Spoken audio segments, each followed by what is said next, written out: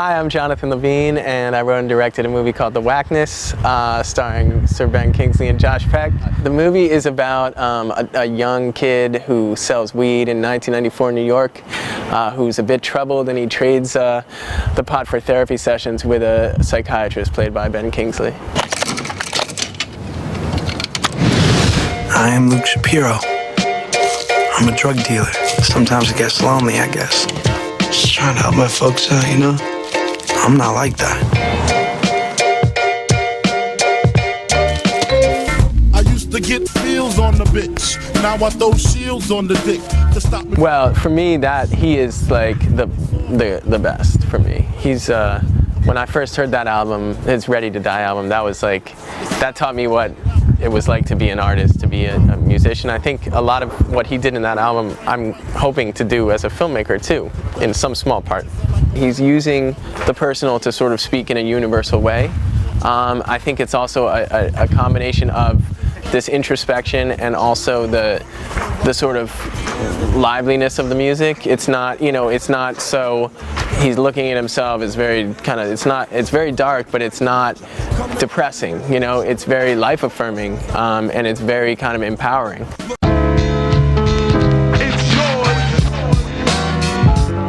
That album for me in 1994, that was the album that I played the most. I remember when I first got it, and I just played it over and over again. He paints pictures with words that in a very special way, I think. And that album to me is one of the best of all time. The World Is Yours is the song we use.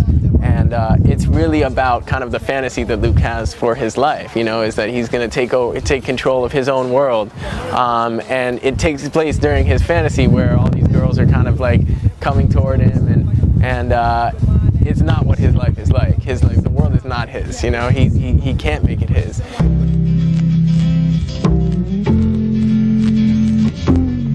It's great just party music, if you put that on at a party, it's just, the party gets alive. But that to me was interesting for the use of samples, and Tribe Called Quest was always using jazz samples, and this particular one is a Lou Reed sample from Walk on the Wild Side. And part of the reason we used it is, first of all, it's Can I Kick It, and it's when the Kingsley character is trying to kick his medication, but it's also because it represents sort of the connection between these two characters, between the music that the Kingsley character listened to when he was growing up, his music of rebellion, which, whether it's Lou Reed, Velvet Underground, or, even like psychedelic music in the late 60s that he was into, or if it's Bowie or Pink Floyd, or and the music that Luke's listening to, and just kind of emphasizing that every sort of youth culture has its own music of rebellion. And for Luke it was hip hop, for Kingsley it was more like, this type of Lou Reed music.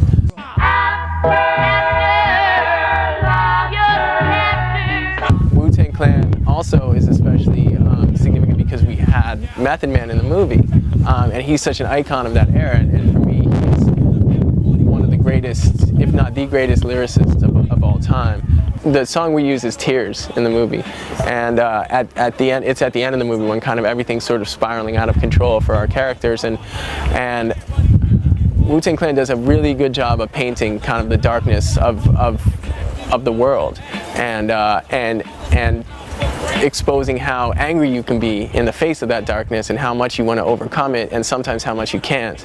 And it's very, very moving for me in that way. Drums, please. But that's very different because Fresh Prince is, I think that song was for me very much when I was growing up what really captured what it meant to be living in the city in the summer. And it was the little moments that it captured, whether it's get to a barbecue that's starting at 4, or sitting with your friends reminiscing, or all these little moments. I think that's what filmmaking is about showing these little snippets of life and then using it to paint a bigger picture. Filmmaking can, more than any other medium, can capture what it's like to be sitting on a rock in the park in the summer hanging out with a girl, and just what that feels like. And I think that's what that song does. Don't touch my daughter, Luke. Stepdaughter. much marijuana can I get for you today? School was out and this sort of a buzz. But back then I didn't really know what it was.